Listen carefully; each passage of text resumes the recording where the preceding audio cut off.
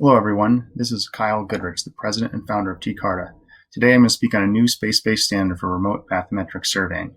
This presentation was initially intended to be given at GeoWeek in Washington, D.C., but given the cancellations, I'm going to give it online.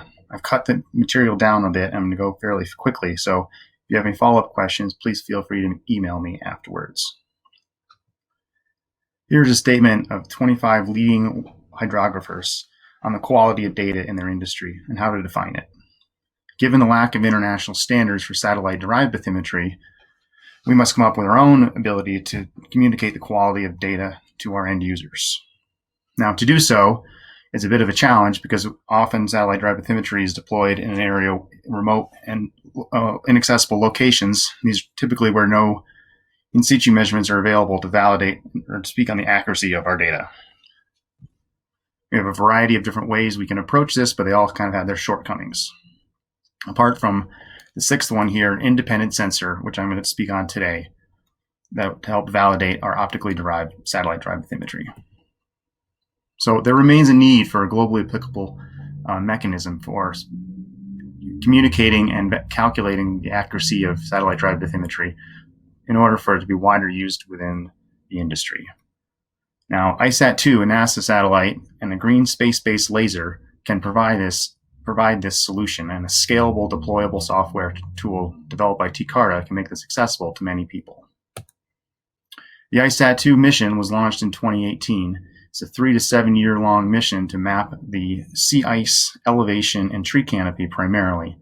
Now, the fact that it measures seafloor bathymetry is a bit of a surprise, but it's doing a tremendous job of deriving water depths.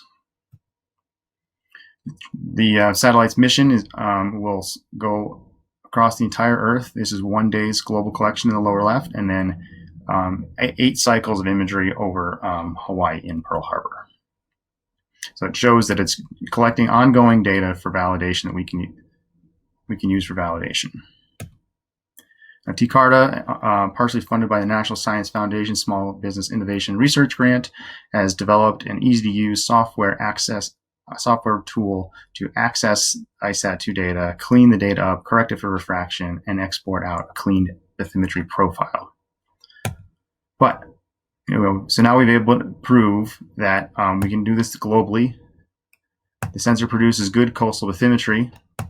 It does collect data in an ongoing way, and TCARTA has developed a simplified data access, but we don't know if it's accurate enough to use to validate satellite-derived bathymetry. Just because it's a depth doesn't mean it's a good depth, so we need to validate the space-based laser.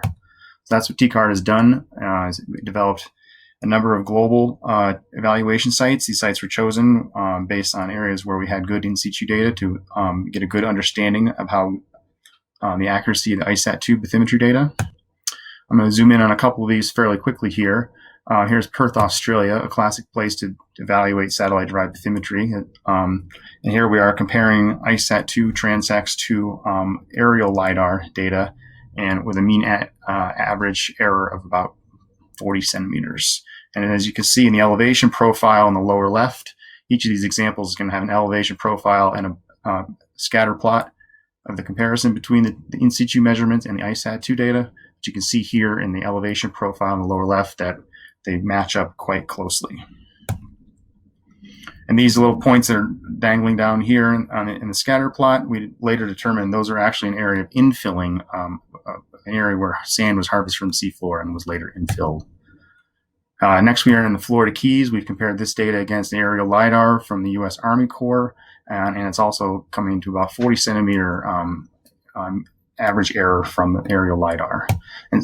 And now we're in a remote island in the Saipan, where we've compared it against multi-beam data as well as LiDAR. As you can see in the elevation profile on the lower left, we catch the bottom of the channels at about 12 meters deep. The deepest we reached in this area was about 29 meters from a space-based laser. So it has a good ability to map depths from about 0 to 30 meters is what we've been seeing from these trials.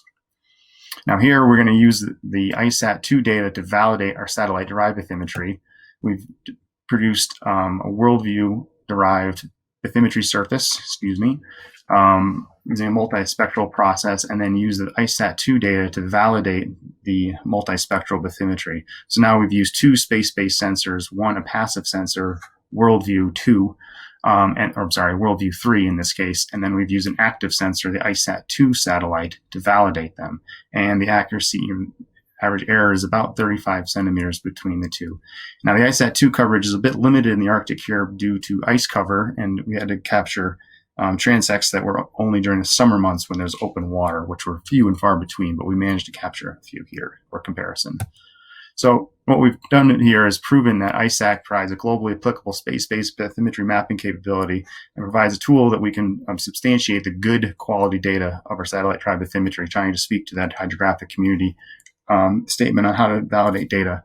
And then also provides this universal standard for deriving speaking to the quality analysis of satellite tribe bathymetry. And furthermore, we're continuing to do hydrographic community participation in helping us determine, further evaluate the evaluation of this data.